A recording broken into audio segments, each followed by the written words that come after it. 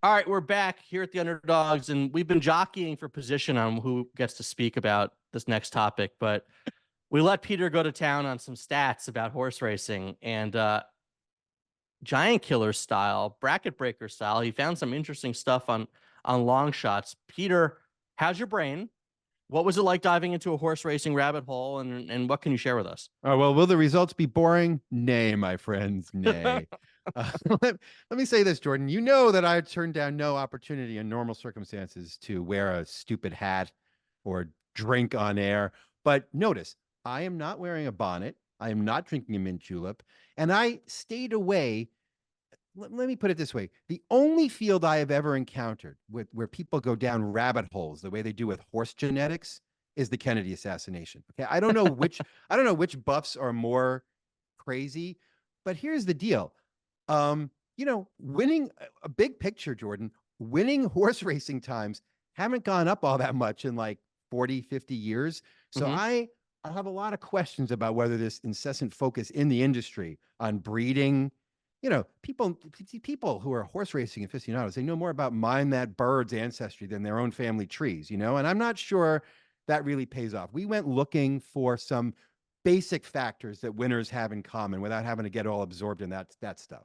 Right, because we're here. Look, it's fun to place a couple bucks and watch the Derby with some friends. It's a fun couple minutes.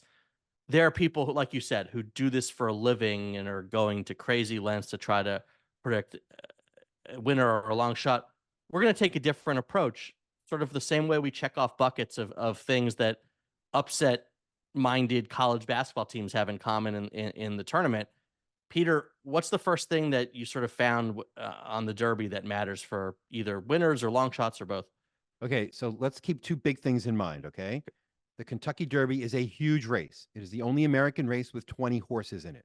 There are never fewer than 20 because they always pick two alternates in case somebody gets scratched. So there's a lot of traffic. Anything you can do, whether it's the talent of the horse or the talent of the jockey, to avoid getting jostled and obstructed and stay out of traffic will help. Number two, it's pretty chalky, Jordan.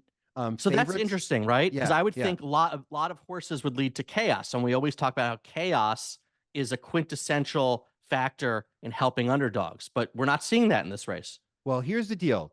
2013, the Derby switched to this exhaustive, comprehensive point system to qualify for this race. So you have to there's a series of 35 races across 7 states over 7 months. The horses that gain the most points from those races qualify. That means that there really aren't unknown quantities in the Kentucky Derby anymore.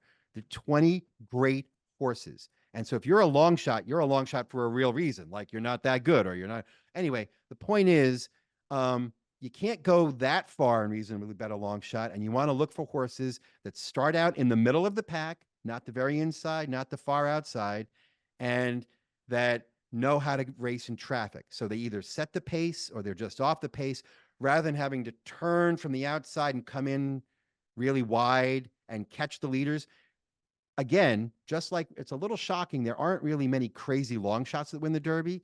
There Mm-hmm. aren't really many horses that come from nowhere or come from far and back in the pack or far outside. And we now look, we all remember 2 years ago, It's strike, right?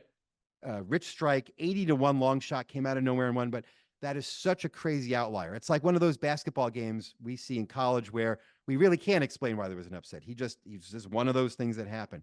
In general, you want to root for a horse that's not that far away from being the favorite, not that far away from setting the pace, and has shown good finishing speed in his recent races. Now, So I still like to bet on, color or name or whatever. Is there anything else to convince me not to do that, and anyone else I should be targeting for an actual real reason? well, the horse that checks all the boxes is Fierceness, but he's the favorite. Now, again, favorites have been pretty good value bets. They win about half the time. They're usually 3 to 5 to 1 odds. Fierceness is 5 to 2. That's not a silly bet, but we're not here to put you to sleep. The horse I want to Well, bring speak up, for yourself, buddy. the horse I want to bring up is called Forever Young. Okay. There's never been a winner from Japan before in the Kentucky Derby, but I think if you look at Forever Young, if you translate his race times from kilometers to the miles that we know, he's run very fast finishing times. He's a closer. And I think he's undervalued because there's less information out there about him, precisely because he's from Japan. Also, his trainer has a collection of 200 or 300 hats, and he likes to wear crazy hats. Yoshida Yahagi, he wore a purple, broad-brimmed purple hat at the Breeders' Cup. And so take a look at Forever Young. He's 10-1, little long, but not crazy, and would make history. Anybody else that you like a little bit? Maybe I could throw in some sort of an exacta or a quinella or whatever the proper term is over at DK Horse. By the way, that it's a separate app, so if you want to bet the Derby, download DK Horse, check it out. It's got all the options you want. But over but DK Horse, Catching Freedom is 8-1. He's known as a closer, but he's really like the second fastest horse in the race, and he's got endurance. He just crushed his rivals at the Louisiana Derby, and he finished that race running the last eighth of a mile in just 12 seconds. That's really fast. He was getting faster at the end. So if he hangs close enough for long enough, he could make the finish really exciting. Catching Freedom.